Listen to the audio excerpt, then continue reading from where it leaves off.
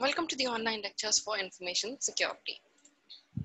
In today's class, we'll be discussing two topics: balancing the information security and access, and SDLC, the system development lifecycle. Now, coming on to the first part, the balancing information security and access.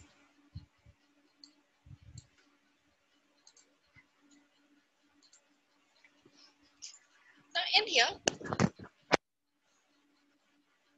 even when you make the best plan and you even implement it, it is still difficult to obtain the perfect information security system. You cannot obtain the perfect information security system. Now, why it is impossible to get a perfect information system? Because security is a process. Security is a process. It is not a goal that can be achieved by following a few steps. It is a process. You need to continuously update the security policies. You need to continuously update the different drawbacks, the weaknesses of the particular project. Now, in here, security should be considered as a balance between protection and availability. Now, in here, you need to create a balance between protection. Protection is completely securing the data. And availability means your data should be available to authorized people whenever and whatever time they require. So in here, when you're able to achieve the perfect balance between protection and availability, you'll be able to achieve security. Now in here, what is protection? Protection is you do not have any person that has any unauthorized person cannot access the system.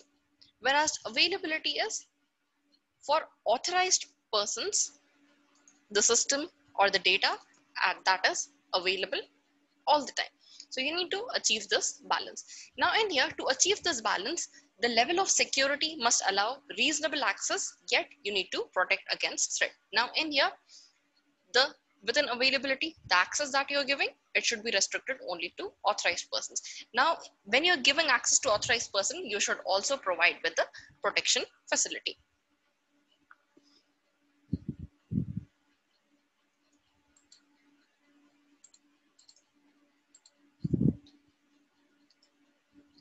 Now in here, this is a diagram, a graphical representation to show the trade-off between security and access. Now in here, on one side you've got security and other side you've got access. Now in here, the authorized persons that have got access to the data, one person is going to tell that encryption the email is a hassle. That is, every time you're sending an email, if you need to encrypt the email before sending, it is going to take a lot of time. If suppose you're able to complete a specific time within a stipulated time, that is, if suppose you're sending an email within a minute time, when you have to encrypt and then send it, suppose it is taking 3 minutes of time. So in here, 2 minutes are wasted, but you're getting security.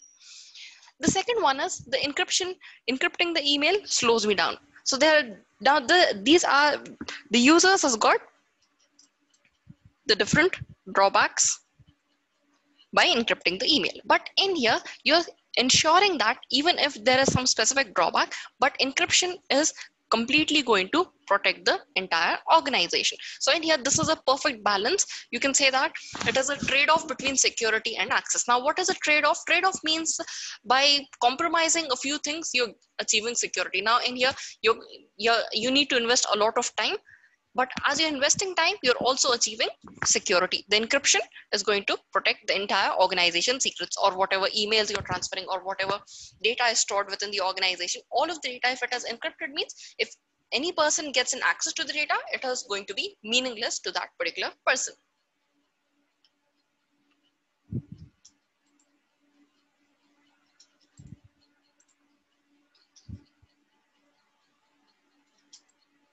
The next is approaches to information system implementation. That is a bottom-up approach. Now in here, you're going to study two types of approaches, the bottom-up approach and the top-down approach. Now in here, the bottom-up approach means you're going to start from the end and you're going to reach the top level. Now in here, for providing information security, there are going to be like different people within an organization. You're going to have the CEO, you're going to have the CFOs. At the end, you're going to have the system admins, or the team that is going to work. So in here, the work is going to start from the system admin and it is going to reach towards the top. Now in here, within this bottom-up approach, it is called as grassroots effort. Now this is called as grassroots effort because in here, this system admin is going to attempt to improve the security of the system. System admin is going to improve security of the system. Now, the next thing is coming on to the advantage. Now, grassroots because it comes from the bottom and reaches to the top. That is why it is called as grassroots effort. The next is the advantage. Now, in here, the key advantage of bottom-up approach is that technical expertise of a particular individual administrator is going to be more, because an administrator is going to work on daily basis. He is going to work every day. Like it is his day-to-day task is to secure the system. Now, as he's going to work on a daily basis on a particular system, he's going to have in-depth knowledge about the system. He's got in-depth knowledge of a particular system, how you can provide security for this particular system. Now, in here, when he has got the entire knowledge, this person can enhance the development of the information security system. Whereas the next point is it seldom works. Now, why does this approach seldom works? Because this approach seldom works because it lacks a few features. Now, what are the features that it lacks? As this approach is bottom up, in here, you do not have the organization in power, because all the actions that are going to be taken are taken by this system admin. So in here, the organization, that is the CEO person in here, is not in power anymore. The system admin is in power. Whereas the second drawback is that you do not have any participant support.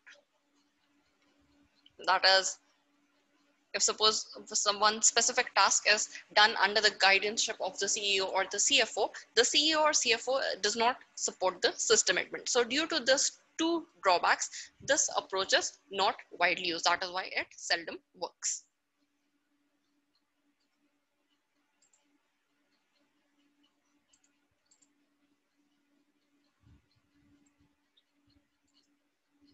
Now the next approach is top-down approach.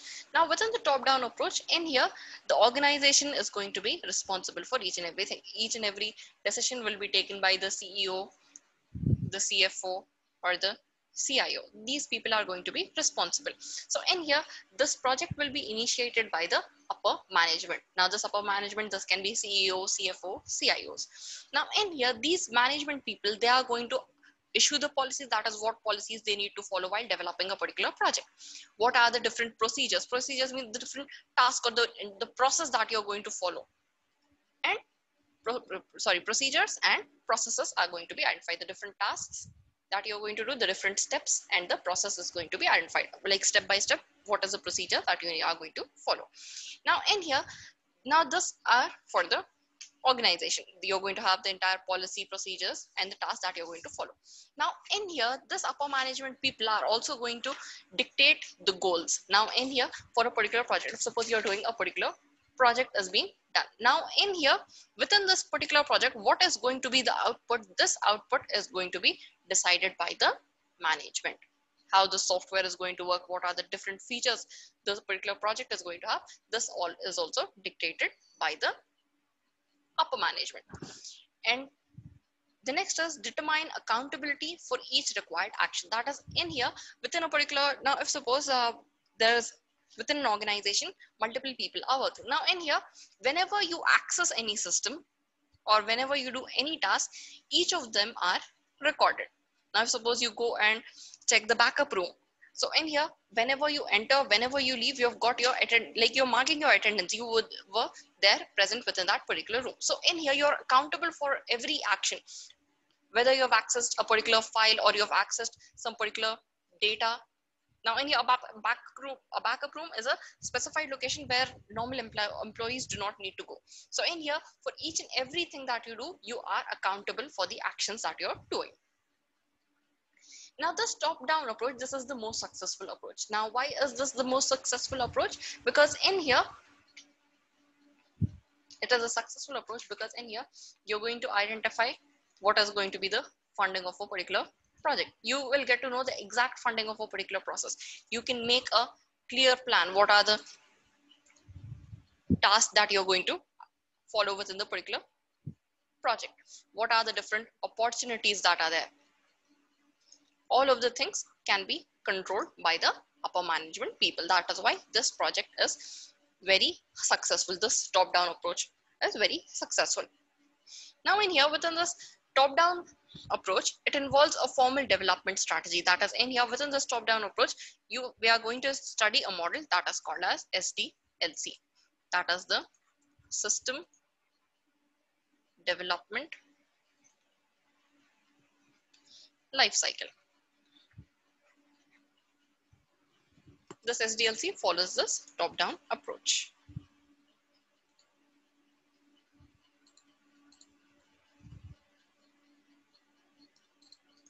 Now in here,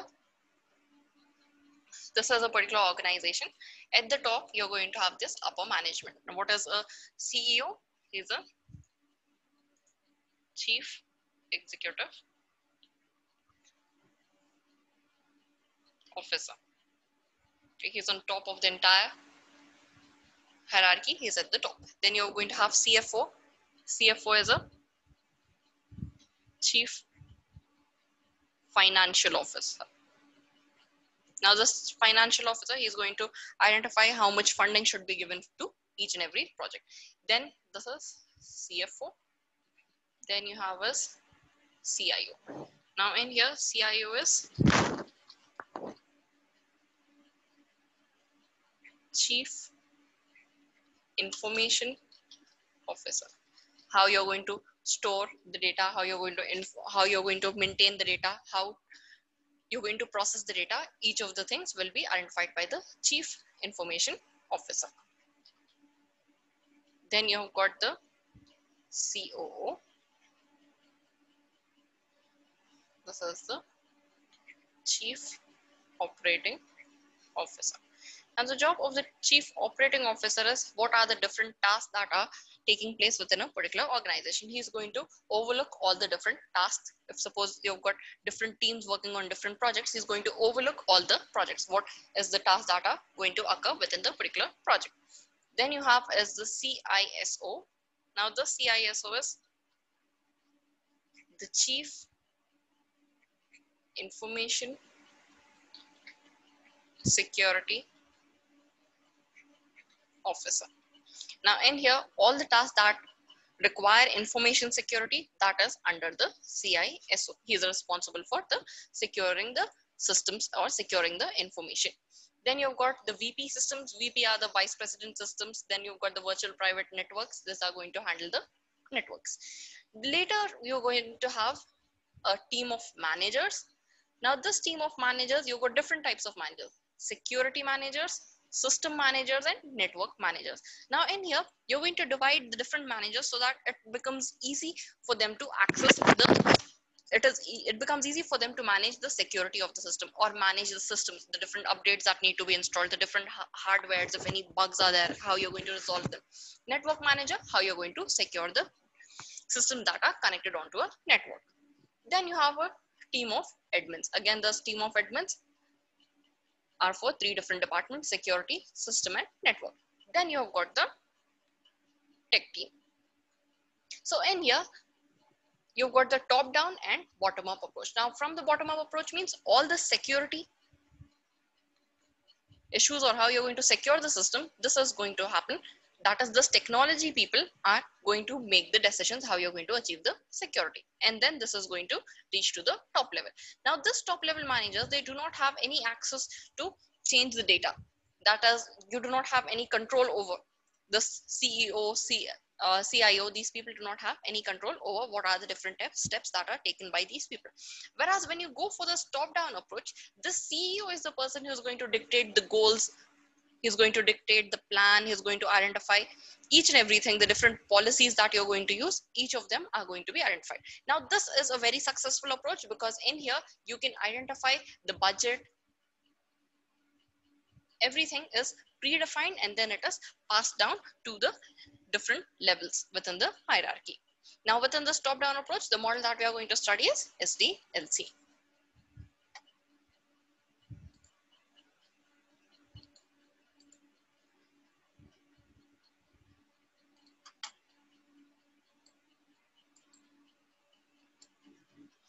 in here, the system development lifecycle, SDLC. Now this is a methodology for designing and implementation of information system. Now this follows a top-down approach. Now when you're following the top-down approach, you can design and implement the different methods that can be used for information systems, because in here the managers or the top level managers are in charge of all the tasks that you are going to do. Now in here, what is methodology? Now methodology, it is a formal approach of problem solving. That is the different methods that you're using to solve a particular problem. Now in here, a problem is what software needs to be developed for solving what particular problem, like a problem statement. What is the problem that you're facing? Then to solve this, what is the solution you're going to develop? Then this SDLC, it is based on a structured sequence of procedures. Now, structured procedures means you're going to follow different steps, a step-by-step procedure you're going to follow. Like a waterfall model. Within the waterfall model, you're going to follow when communication is done, you go to the next phase, planning phase, then modeling, construction, deployment. So the same way, you're going to follow a structured sequence of procedures. Now in here, using a methodology, that is whenever you're using a particular method, how you're going to work on that. Now in here, when SDLC is, you're going to ensure that it is a rigorous process. Now rigorous process means you're going to achieve every task very fast. Rigorously, you're going to identify the different requirements, you're going to embed them, you're going to identify how you're going to provide security for the system, what are the different weaknesses of the system. Each of them will be identified rigorously, and the job will be done. Now in here, by making use of SDLC, it is going to increase the probability of success when you follow the SDLC approach. Now within the SDLC approach, you've got 6 phases.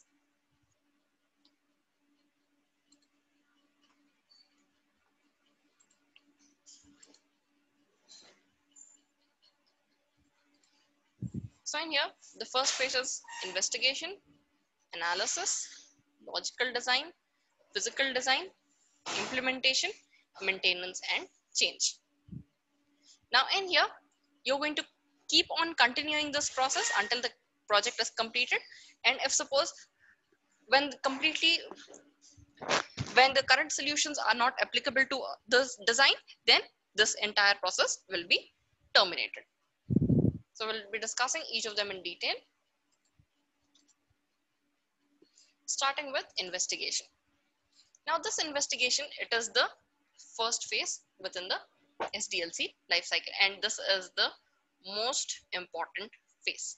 Now within this investigation phase, you're going to identify what is the problem of the system. That is why you're developing the system. Why the system is being developed, you're going to identify what is the problem that you're facing. That is going to be identified. Now this phase is going to begin with examining the event. That is, you're going to examine the problem that is being occurred within the system. Now when you examine the event, you're going to make a plan. That is how you're going to develop the software, or how you're going to initiate the process. That is going to be identified. That is the first step. Then within the next step, you're going to identify what are the different objectives, what are the different constraints, means limitations, then what is the scope of your project. Now in here, all of this are identified so that you can evaluate and you can identify what is the cost of this particular software. Preliminary cost. Preliminary means before developing the entire software, you're just going to make a plan that how much it is going to cost you to develop this particular system. Now in here, as you're developing the particular system, it is also going to tell you the different benefits for the particular organization. Now in here, if suppose there are certain benefits for a particular organization, if you increase the cost, that is increase the different set of features that are already within the software, if you add different features, if it is going to benefit the organization, is the organization willing to expend the cost? That is going to be identified in here. Then at the end, you're going to provide with a feasibility analysis. Now this feasibility analysis is identified so that you can assess the economics, the technicals, and the behavioral feasibility of a particular application. Now within this feasibility analysis, you are also going to identify the strategy that you're using to develop the particular software, the plan, the design, whether each of them still makes sense or not, that you're going to identify within the feasibility study. You can also identify with the different constraints or the entire economics, technical behaviors, the constraints of the particular software, the limitations. That all is going to be considered within the feasibility study to identify whether whatever methods that you're following, whether they are going to result within the development of the software that is completely secure.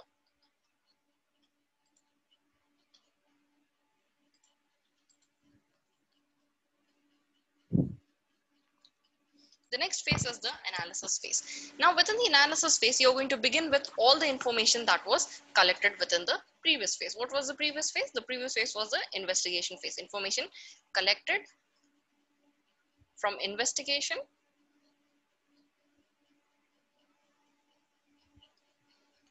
from that information, you're going to start the analysis. By taking all the information from the investigation phase, you're going to start with the analysis. Now, within this, what type of analysis you're going to do? Within this, you're going to identify the assessment of the organization. What are the different policies that the particular organization is going to follow? You're going to identify that. Then you're going to identify what is the status of the current system. That is what you're making, within what phase you're developing this particular software, how you're securing the particular organization, how you're securing the data.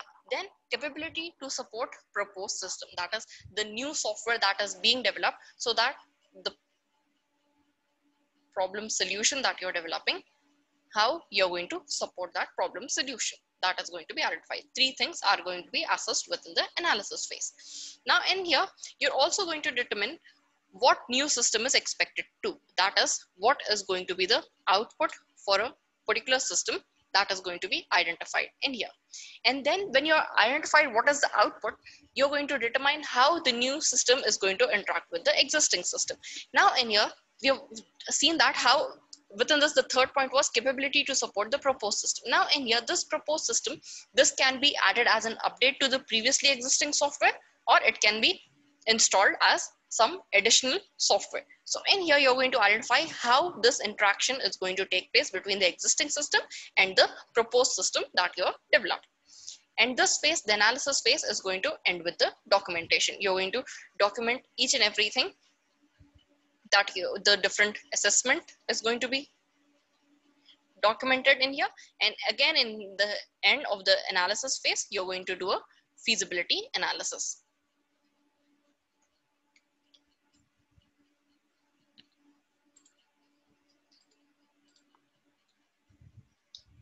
Then the next phase is logical design. In the logical design phase, the information collected from the analysis phase,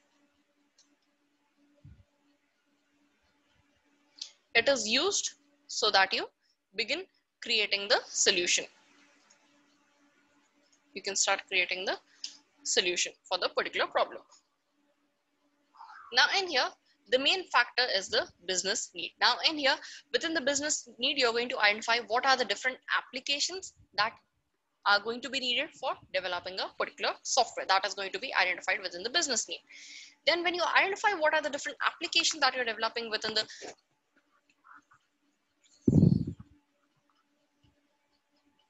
when you identify what are the different applications that are required to fulfill the business need, you're also going to identify what type of data you're going to use. Now in here, the type of data, it can be structured data, unstructured data. Now in here, structured data means it is organized data. It is in the form of tables. That is called as structured data.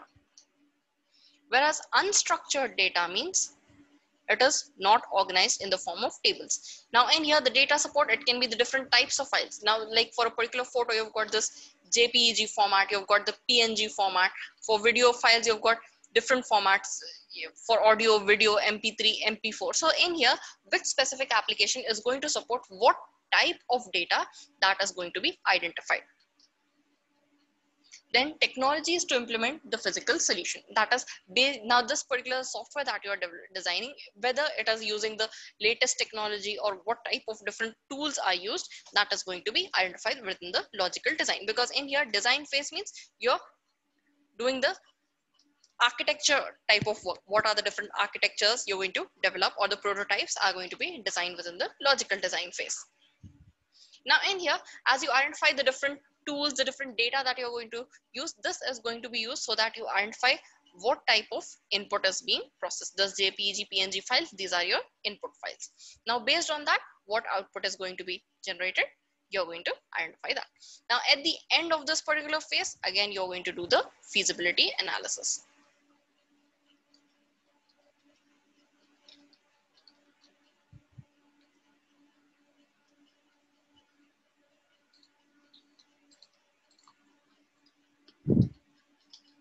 The next is physical design.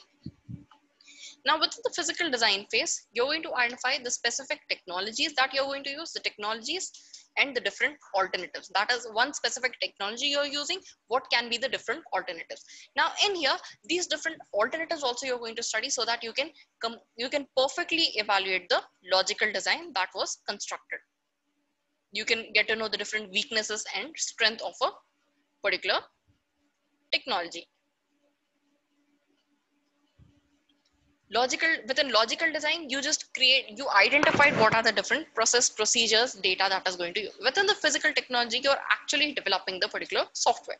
Then you identify the components evaluated on make or buy decision. That is, in here, whenever you're developing a particular software, now in here you can go for component based development. That is, you're not going to completely develop those particular softwares, you can buy them or reuse the particular software. So in here, you're going to identify whether you're going to make that particular component or you're going to purchase and directly embed it within the software. That is going to be identified. The commercial off the shelf components. Then at the end of the physical design, you're again going to perform the feasibility analysis where the entire solution will be presented to the end user. Now in here, the documentation that you're doing at the end of each phase, you're going to represent each of the things to the end user. The end user is going to look at this and he's going to tell you whether this particular software is approved or not approved, or you have to make changes. If it is not approved, means you need to make specific changes within the software. Now within the physical designs, if you're using different components, you can also integrate the different components within the technology, different components and technologies.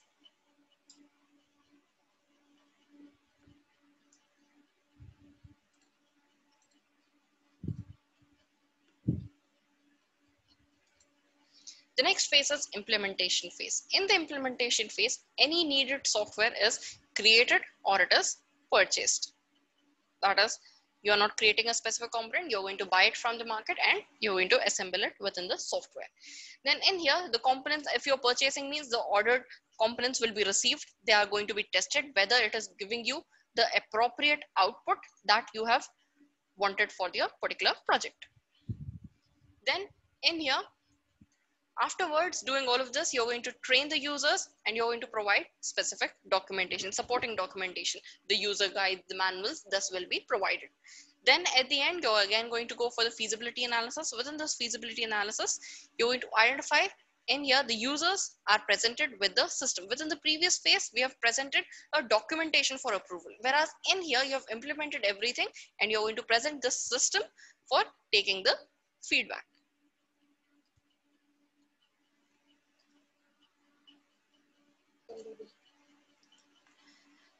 So by presenting the system, the user is going to give feedback based upon the performance, and acceptance test will be done. Now, what is acceptance test? Acceptance test is you're going to test the entire software or the system that you have developed to identify whether all the features that were told by the end user, whether all of these features are present within the final version of the software. That is going to be identified within the implementation phase.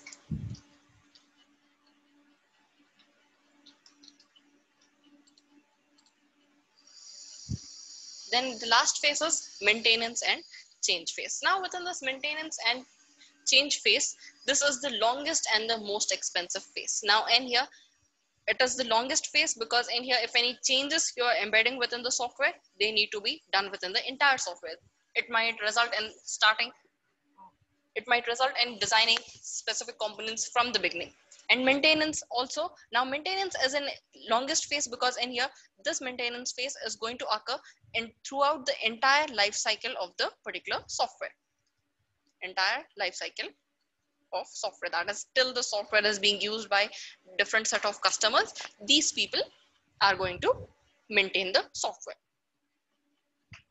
Now this phase consists of the tasks that are necessary to support and modify the system. Now in here, modifying means you are going to make any changes within the software or providing any updates within the software so that your product lasts for a life. Now in here, this life cycle is going to continue till the end of the life cycle of the particular software. Then when the current system can no longer support the organization's mission, then a new project is implemented. Now in here,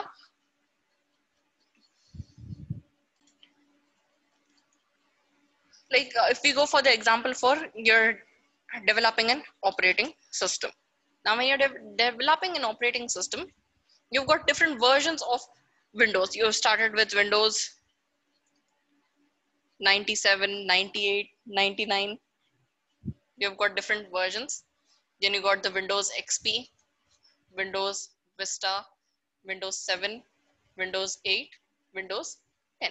So in here, when you're going to maintain this particular software until and unless you can provide some specific mission. Now in here, within the different phases of the different versions of Windows 10, a new project is implemented when the system does not support the organization's mission. That is in here, you've got a new set of goals, you've got a new set of approaches that you want to add within your particular software. Then you're going to completely discard the particular project. You're going to implement a new project. And this new project is going to again start from the first phase, that is the investigation phase.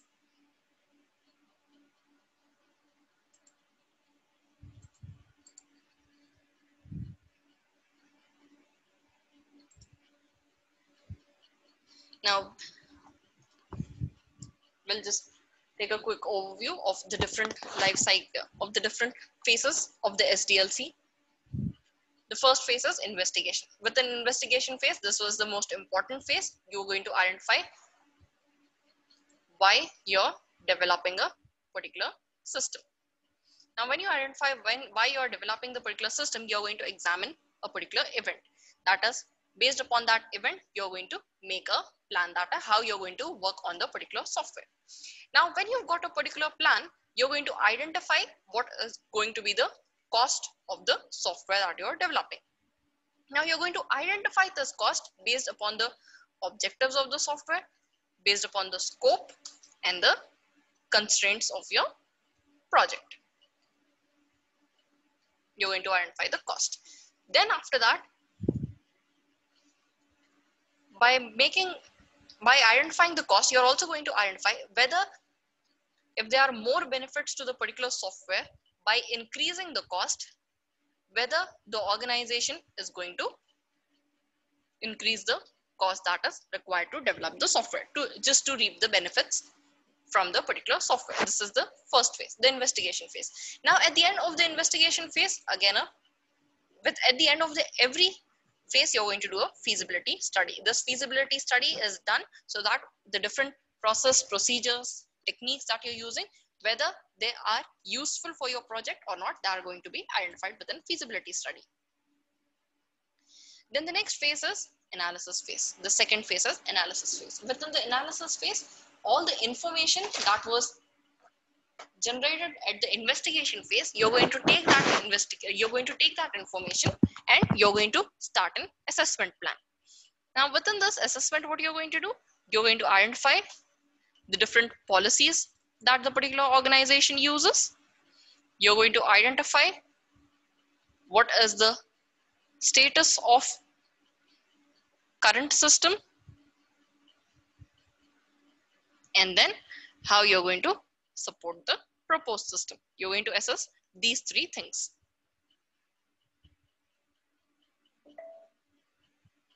Now, status of current system means what is initially there, the problem in this particular system that you're developing, there is a problem within that system. What is the status of that particular system? Then when that update or the increment is being developed, how you're going to provide support to that proposed system. This is going to be identified in here. Then at the end of this, you're going to do the documentation part.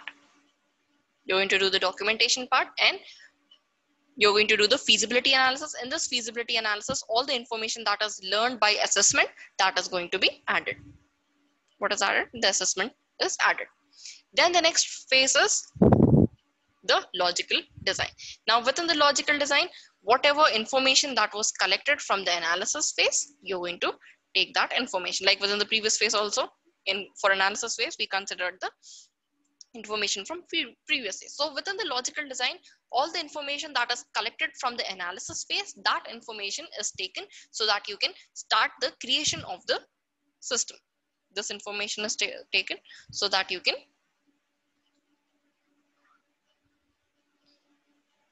start to create the solution to the problem.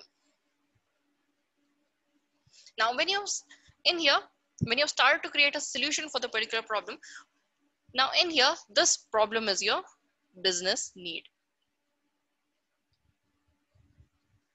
Now for this business need, you're going to identify three things. First, you're going to select the applications that you're going to use. The first thing within the business need, you're going to identify the different applications that you're going to use and the different services that will be available with each and every application. Then you're also going to identify what type of data will be used or what type of structure of the data is going to be there. The data is going to be structured or unstructured. Based upon that, you can identify what is going to be the input for the particular business problem, for the particular business solution that you're developing. Then for this, you're going to select specific technologies to implement the solution. You're going to identify the particular application is going to be built on what technology, that is going to be identified. Three things are going to be identified within this phase. That is the logical design, the third phase. Then coming on to the fourth phase. The fourth phase is physical design phase. Now within this physical design phase, now in here, where you have decided the different technologies that you're going to use, you're going to take these technologies and you're also going to identify what are the different alternatives for the particular technology, so that you can identify the different strengths and weaknesses of the software that you're going to develop. Then you're going to identify what are the different components that are required to develop the software. Now, when you identify the different components, you're going to make a decision whether you are going to make these components or you're going to buy these components. Buy means you're just going to purchase the particular components, you're going to test them and you're going to embed them within the software. Make means you are going to completely start from the scratch. Within the physical design, in here, you identify the different components. You're going to integrate the different components and the different technologies that you're using. The next phase is the implementation phase. Now, within this implementation phase, what you're going to do is you're going to identify whether the software now in here, you've identified the different components in here. A few components you've identified. Suppose you want to buy a few components, you're going to make the different components. So in here, you're going to identify the different components that you have created or you have purchased. Those components are identified. You're going to order them, receive, test the different components. After that, within this phase, you're also going to train the different users how you're going to work on the particular software. You're going to train the users how to use the software, and then you're also going to do the documentation. Within this documentation, you're going to identify, you're going to jot down every detail that you've got to know, and you're also going to provide, again, you're going to do the feasibility study. Now within this feasibility study, what you're going to do, that is the solution that you have developed. This solution will be presented to the end user for approval. This is the design that we have made based upon the requirements. You're going to identify that, and you're going to take an approval from the end user. If the end user approves this design, then you can start with the actual building of the software. So this step is done within the physical design. This feasibility study, this is done at the physical design. So based on that, you're going to do the implementation. Then within this implementation phase, within this feasibility study, you're going to review the performance, and then you're going to perform the acceptance test.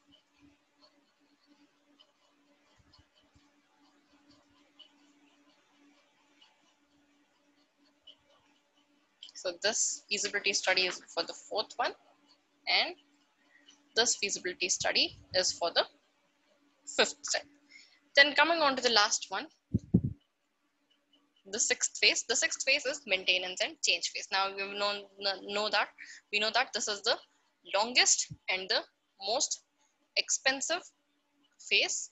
Now why this is the longest and expensive phase? Because in here, you know that the software that you develop, it is 100% complete, but in here you need to provide the maintenance and any changes, that is the support that need to be given for the entire life cycle of the software. For the entire life cycle, you're going to provide the support. Now at the maintenance and change phase, if suppose the current solution is not applicable, the current solution is not satisfying by the organization rules and policies, then you're going to start a completely new project. You're going to start with the new project. New project means you're going to start with, again, from the investigation, analysis, design, physical design, implementation, maintenance, and change phase. The example that we've taken for different versions of Windows. You are going to provide the different updates.